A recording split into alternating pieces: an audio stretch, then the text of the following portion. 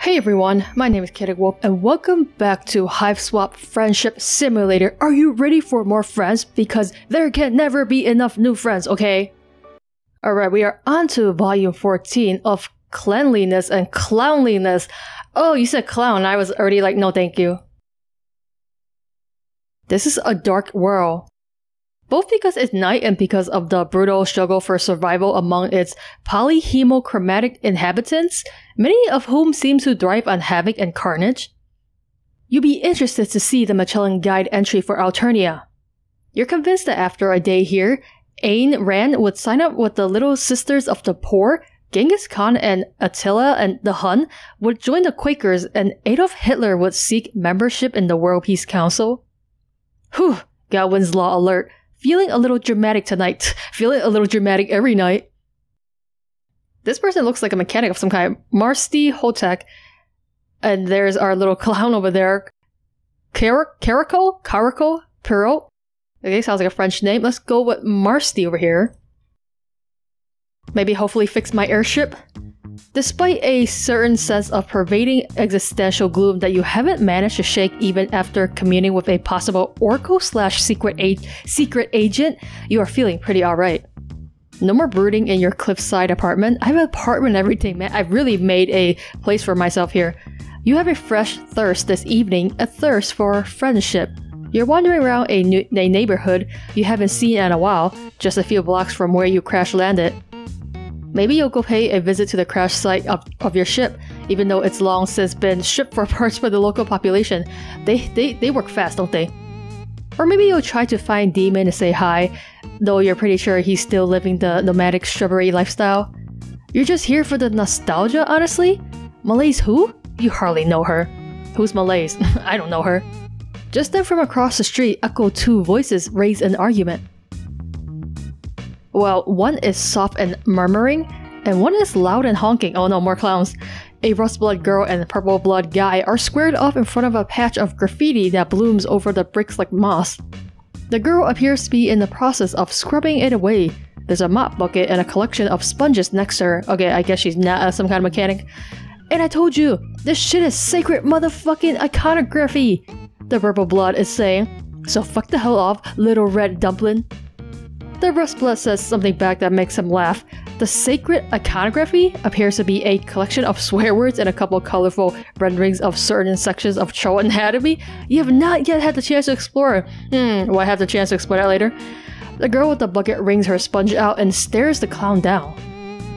Well, you assume she's staring him down. She's wearing big round goggles to match the bright rubber gloves pulled all the way up to her elbows. Despite the mop bucket, she looks more like a scientist from a B-grade horror movie than a janitor. The purple blood doesn't have any visible weapons on him, but that doesn't make him look any less dangerous. And unless the girl has a blade in that mop handle, she's totally defenseless. You've faced this precise scenario more than once, but it doesn't get any easier. No matter how much self-confidence you earn or hardships you endure, life or death friendship decisions don't get any easier. Oh, they sure don't, man. Intervene or mind your own business for once in your goddamn life. This will probably be the bad end, right? Listen, you aren't the goddamn alien special forces. You aren't the friendship police. You can't afford to insert yourself into the middle of every single altercation in hopes that the drunken gamble of destiny will offer up new and greater connections onto your sore, tired ass. You aren't made of goodwill alone. Everyone needs breaks, man. You march casually by, hands behind your back. If you knew how to whistle, you would. Nothing to see here, folks. Feet smack the ground behind you and the girl runs by, surprisingly spry in the rubber boots. Not spry enough, apparently, because the high blood is hot on her heels. God damn it, so much for going on my own way. Nope, not helping, definitely not. Don't get involved. Don't get involved. You already made your choice. You are not getting involved. Well, apparently my choice doesn't matter because I think I'm getting involved. At the last moment, you stick out one of your famous legs and the clown goes flying. He hits the pavement hard, nose first. Son of a bitch. There you went and got involved. The high blood might be kissing concrete, but he won't be for very long. It's tough to kill a clown, don't we all know that? You take this opportunity to get the fuck out. Damn, you don't know anybody around here? Maybe you can run back to your stolen vehicle before... Hands grab you by the back of the hoodie, hauling you around the corner and into the shadows of an alleyway. Shit, the clown must have friends, and those friends must have circled around behind you. You open your mouth to scream, not because you think anyone's going to help you, but just because you might as well. If you can't go out fighting, might as well go out making as much noise and being as obnoxious as possible. A rubber gloved hand slaps over your mouth before you get out more than a squeak. You taste so ill. Chill. Stop struggling. That's just their face expression like the whole time. It's the Rustblood girl. She's taken the time you brought her and cashed it in to take refuge in an alleyway. The two of you hold still as the purple blood storms by, stomping and cursing and bleeding from a gash across his forehead. Ha, you did that. Your leg did that. You will never get over the rush you receive from doing something cool and competent. Marsti holds onto you until the sound of his footsteps fade. You feel a heartbeat hammering against your back. She lets you go and slides away to the other side of the alley, as if in apology for being so close to you before. Her boots squeak. You take a few steps nearer so you don't have to shout to be heard. You thank her for helping. You're both just all about helping, apparently. You decide not to mention the part where you tried very hard not to get involved. Yeah, you didn't have to do that. Actually, you shouldn't have.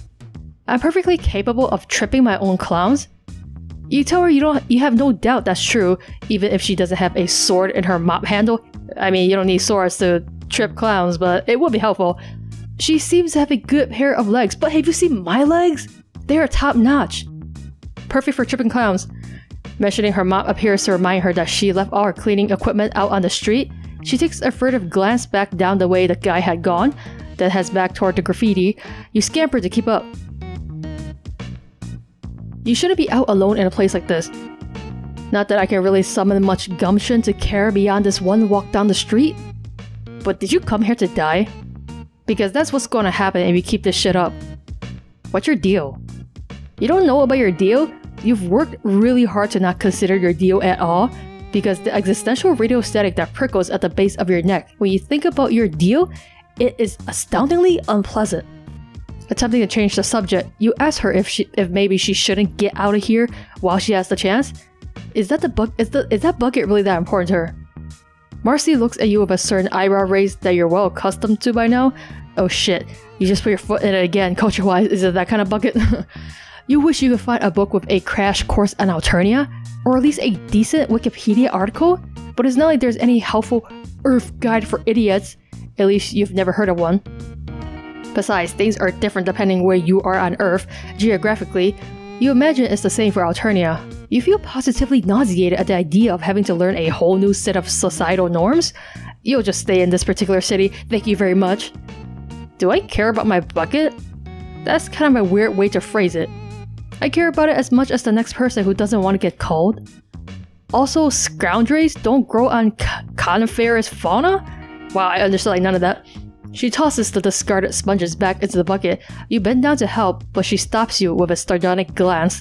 Most of her glances are sardonic, but this one especially so. She goes back to work on the graffiti. If you're going to hang around, you can make yourself less useless. Watch and make sure that the high blood doesn't come back. Oh yeah, for sure. You can totally do that. Of course, you won't be able to actually do anything if he comes back. Where's Remily when you need her? Stealing some art probably. Maybe you could use your own limp corpse to slow the clown down. Not that you know Marsti well enough yet to love the idea of sacrificing yourself for her. Hey dude, you gotta do whatever you gotta do for friendship. Man, character development is great. Not immediately going to your death is great. That thought sends a creeping wash of anxiety along your spine. You don't understand it, so you try to distract yourself. You ask Marsti if she just cleans graffiti, or if she has other jobs. Okay, well, maybe not jobs? You know, nobody at Alternia has an actual job. Whatever I'm feeling mostly. Today I was feeling getting rid of this incredibly ugly piece of shit drawing. Tomorrow I might be feeling dirty front doormats, okay. You do you, man. Depends on my mood. Yeah, you def get that. You are also a person of mercurial moods. Do you seek out new friends tonight? Or go to one of your standby pals? Sometimes the universe just sweeps in and decides for you. Yeah, well, you are extremely weird and focused on weird shit. But also kind of magnetic at the same time. Oh, a compliment, thank you. It's freaking me out. Wow, thank you. Marsti ducks her sponge back in her bucket. Or scoundrel? Right, buckets are dirty. Dirty. The drones don't make it down here very often. So there's a lot of shit to scrub. You tell her it's cool that she likes cleaning so much, Where you're from, physical labor is considered morally virtuous, but also kind of looked down on? Fuck, maybe you could use an Earth Culture Handbook your own damn self. Who said anything about liking it? Who made the rule that I can only do what I like? She slams the sponge down hard into the scoundrel, getting water down the front of her apron. This is just what I do. What, do you like wandering around someone else's hoodie? It's my hoodie now. Accosting strangers? That part I kinda like. Kind of, sometimes. You didn't choose the friend life. The friend life chose you. But Marsti isn't a stranger in a strange world like you are. She's got horns and gray skin and everything. You realize she's a rusty, but come on. Oh yeah. How many burgundies do you know exactly? Well, one. And he is interested in... meat? But he's pretty enthusiastic about it. One might say over-enthusiastic. You think I'm not enthusiastic? She scrubs harder to show you just how enthusiastic she can be. A delicate calligraphy-based rendering of the word Globe Gobbler disappears beneath her soapy hands. Okay, maybe Demon is not the greatest example of someone enjoying their hobbies in a healthy and natural way, but you know plenty of other Lobloods with cool hobbies. Skyla, Trixie, Sarava? Am I supposed to know who these idiots are? I guess. It's a small world, you know. Not all Lobloods know each other. Oh man, that's not what you meant at all. I'm not going to explain my life story to some random alien. Are you gonna help or not? Oh, well, you thought you were supposed to be keeping an eye out for clowns? Yeah, well, instead you were asking me invasive questions. So now help me scrub. Oh, this is gonna be a complicated friendship. Despite these mixed signals, you pick up a sponge and start cleaning. This is actually a lot harder work than it looks like, and your back and shoulders begin to ache immediately. If Marsti does this every day, she must be ripped under that jacket. She stops talking and you just clean alongside her, worried that you're royally screwing this up. You don't know how to fix it. The graffiti is quickly disappearing between your combined efforts, and you aren't sure how much longer she's gonna put up with you after that. You've gotta pull out the big friendship guns and fast. You ask, in your characteristically smooth style, what she's doing after this. Any plans? Just hypothetically? Who knows? Probably I'll just look for more shit to clean. Well, it just so happens you know a lot of dirty places. Just exceptionally filthy. Oh yeah? Where? Uptown or downtown? I don't know, let's go uptown. It just so happens that you have connections. Uptown girls and boys. You ask Marsti how she liked to clean a mansion. I guess that would be cool. What are you thinking? I think Tagora's the only one that owns a mansion, right? Well, first of all, you want to bring your new friend to your swank stolen car. Marsti doesn't seem that interested, although she does comment that she's never been in a scuttle buggy. Then she begins picking up the crumbs from your backseat. Oh my god, she also a germaphobe? You tell her she doesn't have to clean up after you. Both of you to assume I'm doing it for you. You shrug. You've come to accept that some of your friends are just fundamentally difficult to understand. Some days you really think you're beginning to get it, and then next you remember that alien isn't just your immigration status. Marsti stares out the window as the houses get bigger and grander. The car passes beneath an archway and a light sweeps over the two of you. Marsti stiffens. You tell her not to worry, it's just a sensor to discern your blood color. Malik gave you a plug-in? Malik gave you a plug-in to scramble it. No stress. Must be nice to have friends in high places. You ask Marsti where she lives, probably downtown I guess, or outtown, I don't know. Wherever I feel like. Depends. So she's just like Demon. Her hive was destroyed, or possibly up a tree like Boulder, although it's possible she was just fucking with you. I wish you stopped comparing me to people like I should know what you're talking about. God, stop being so real, Marsti. And no, my hive is fine. It just gets boring cleaning the same fucking building over and over again. You get how that could be cool, going from place to place like Demon goes looking for meat and Kanayo and as Daja look for people to kill. Everyone here seems to be weirdly obsessive and hyper-fixated. Maybe that's what happens when you bring up a bunch of kids in a robot-regulated world where the only rule is don't get cold and, by the way, some of you are inherently inferior. Have fun! As you get closer to Zebra, oh god, we're going Zebra's place. No! As you get closer to Zebra's hive, you begin to get chilly shut pods. I so regret choosing uptown, should've went downtown. What if he tries to make Marsti into one of his, guests? He has that weird thing for low bloods. Oh my god, guys, run! You figure she'll be safe if she's with you, but you aren't always the best at making good decisions when you have more than one friend to deal with at once. Just cut Zebra off, man. Cut him out of our life. The sight of Zebra's Lucis glaring at you from an upstairs window clinches it. You can't take another condescending stare from Zebra, Dad. Where are we going? I hope you weren't talking about this pathetic mess on the seat. Barely worth my time. You can make a better mess, you swear. Ugh, no. I don't want a stage mess. Fuck, okay. Who do you know who is kind of a slob, but also not a total piece of shit? Tazayas, Oh, it's Goat Dad. Goat Dad lets you in with a hysterically happy bleat. Aw, miss you too, Goat Dad. Marsti weathers his snuffling and nuzzles, and when he tries to eat one of her rubber gloves, she scratches him behind the ears as a distraction. She gently removes the glove from his mouth. I need these actually. You call to Gallic, but he doesn't respond. Maybe he's out? Maybe he's out on a date with Malik. The coffee pot is half full, but it's cold. Goat Dad bleats and butts you gently. Ah, poor guy. Are you lonely? Has Gallic been neglecting you now that he has a hate boyfriend? Hate boyfriend? I thought it was a lovey-dovey boyfriend. Marsti is a little... Actually, his boyfriend is not Malik. Who the hell was it? It was Tagora, right? I think... Yeah, it was Tagora. So I guess it's a hate relationship? Like, barely. Marsti is a little more uncomfortable here than she had been in your car, but when she catches sight of Gallic's study, all of that sloughs off. It's even more of a mess than it had been last time you were here, when he's been trying to impress you with his intellectual clutter. Bye, Goat Dad. She gets down to work immediately, stacking books alphabetically and sorting papers into piles by subject. You know, Gallic is an A-type personality who will probably go briefly ballistic at the knowledge someone has messed with his stuff, but Marsti is just so organized and thorough. You feel sort of weird about just standing here and watching her clean, so you gather up all the used dishes and bring them into the kitchen. My god, Gallic really is a mess. When you're done with that, you figure you'll just try to be entertaining. You ask her if she's seen any movies lately, or recently, since you've made friends with Zabidi and started hanging out with Tagidi's anime club. Okay, we've been incorporated into the anime club. You've been exposed to multiple cultural touchstones. Yeah, I don't really watch my TV. Don't worry, I don't need to be entertained. Good God, Marsti, do you do anything in your life besides clean? She kneels down to start dusting beneath the couch. I know you think I'm basic and that's fine. I don't really give a shit what anyone thinks. Let alone a condescending alien with no blood color to speak of. God, yikes. So if you wouldn't mind... Crunch, crunch, crunch. What? Oh no, Goat Dad is eating something. Oh no. Crunch, crunch, crunch. What the hell is that noise? It's Goat Dad. Oh no, Goat Dad, what did you eat this time? And there you go again, getting swept up in a friendship endeavor and totally beefing it.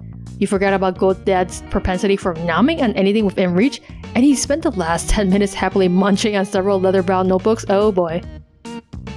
Gallic's experimental word rumpuses? Okay, fuck, he loves those. He's gonna murder you. To smooth another layer onto this farce, the front door creaks open and Gallic's voice rings out, calling to Goat Dad, who lets out an excited bleat and scampers off. Oh, Goat Dad, trading little white scraps. Oh, Goat Dad. Marsti looks from you to the front of the house and down at the paper trail. Then she's out the window and off down the hill. Marsti! Because though basic she may be, she's no idiot. Oh god, scamper, she left me. Marsti! Top 10 anime betrayals, guys. Goat Dad just eating Gallic's books and then leaving me like that. Alright, let's intervene and see how that gets us killed probably. Who are you kidding? You are never going to leave her to fend for herself? It's against your religion? My religion of what? Your religion of reflexively and ceaselessly searching for new buddies? Yeah, at this point it kinda is a religion. Or it's an obsession. Same thing. You aren't making excuses for it anymore. You've decided to take what Baudelaire said to heart and just resign yourself to your fate. Well, that isn't exactly what she said, but a lot of it was confusing and spooky. You are half convinced she was just doing it for the mysterious aesthetic. You stride confidently toward the altercation, calling out a challenge to the rogue clown. Nobody messes with those less fortunate while you are on the case. Oh, I just got murdered. And since it's been resoundingly too long since you've had a truly ironic and hilarious twist of fate befall you, as soon as you step up onto the sidewalk, the purple blood's fist connects with your head, and your head connects with the concrete. Clock. Okay, am I dead yet? Honestly, if I had known that Zebra lived uptown, I would never go there, guys, and now we know it's a bad idea, so let's go downtown.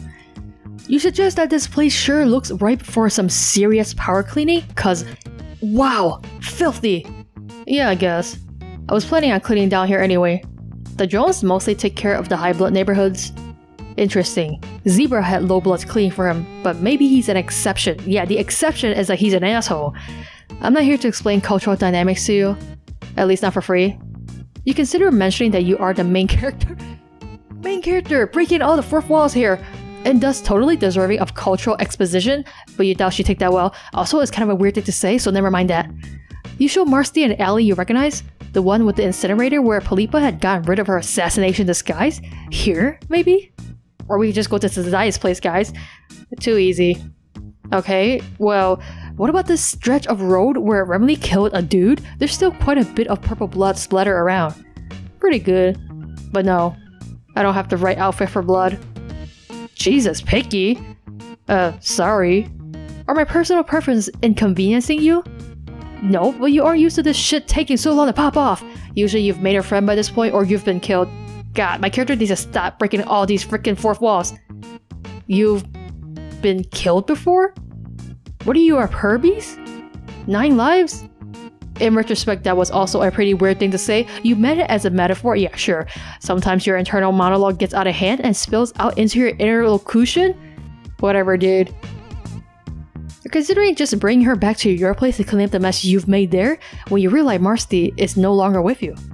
You turn around to find her gazing down an adjacent street into an empty lot. The space gives you a brief twinge of recognition before it fizzles away to nothing. Meh, probably just deja vu. Deja vu for when I die, you mean? One of those routes? It's one of those routes, guys, where a boulder died.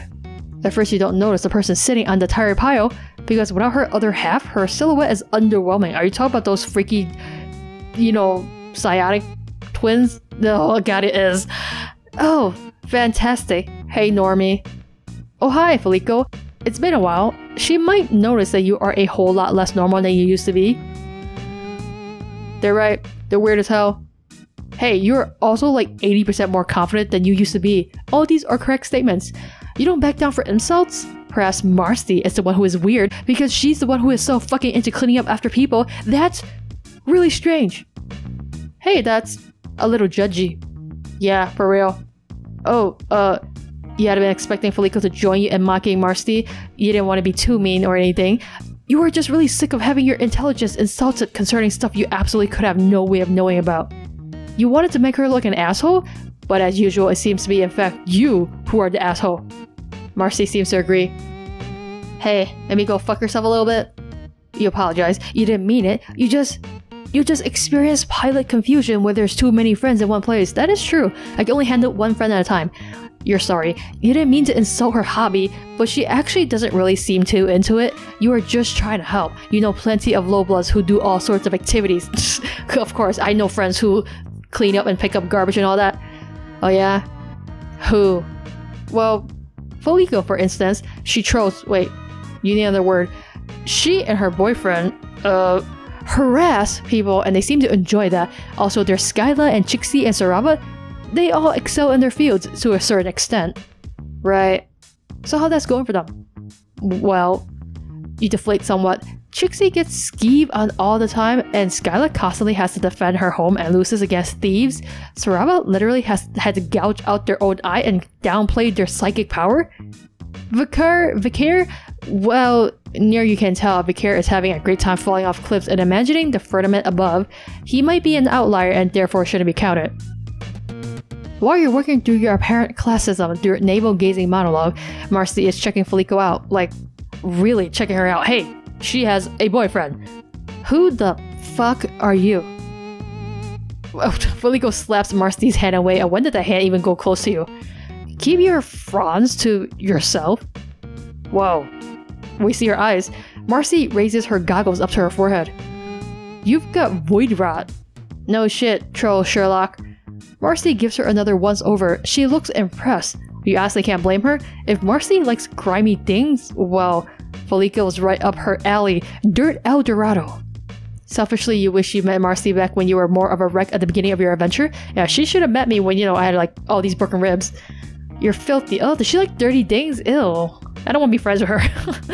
And you have no idea what you're talking about. Also, fuck you. Marsti touches her on the forehead. Well, be a little creepy here, okay? Slowly this time, so as to not take her by surprise, Felico resembles a nervous little bug trying to decide whether or not to scuttle away. Did you think the dirt helped keep you insulated? Is actually the opposite of that. If you were less grimy, the energy transfer would be easier. Oh right, Crooper isn't here, which means her giant battery isn't here either. Yeah, I sent him out for takeout. I needed a break. But will she, die? Not instantly. Does your husk top die as soon as you unplug it? What are you, a fucking avoid rot scholar? What do you know? What do you know? I know a lot of things. You asked Marsti, oh gosh, her face got pissed real fast. You asked Marsti if she's interested in medicine. Maybe she could go into that. Marsti roused on you in stark irritation. This is the most emotion she's shown since you've met her. Yeah, true. Whatever you're trying to do here, stop. I'm not stupid. What do you think they say if I apply to be a medic off-planet? They laugh their asses off and hand me a saturated scrub pole.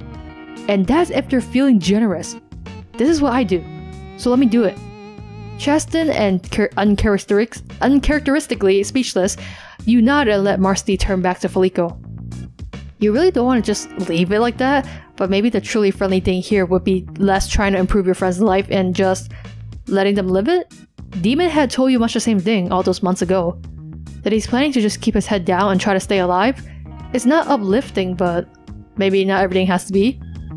Marsti gives Felico some advice as to the best way to make sure her body retains as much energy as possible.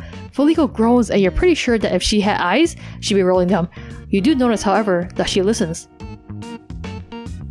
Marsti starts back down the sidewalk after that, pushing her scout dray in front of her. After a moment's hesitation, you follow, half expecting for her to get mad again. Instead, she just slows down so you can catch up. She's pulled her goggles back down over her eyes. You think they're probably more there for social reasons than protective ones? Sheepishly, you apologize for being a busybody back there. You're just really used to wanting to help people out. Kind of for selfish reasons, friendship reasons, but still. Yeah, that's fine. No hard feelings. You just like fixing things when they're busted, or when you've busted them through your own chronic idiocy. Sometimes you've just got to do what you can. But you think Marsti might understand that a little bit? Yeah, I think I might. Sometimes it'd be like that. Really, Marsti? Is this how we become friends? I just hang around and like let you do your thing? I guess sometimes it really be like that.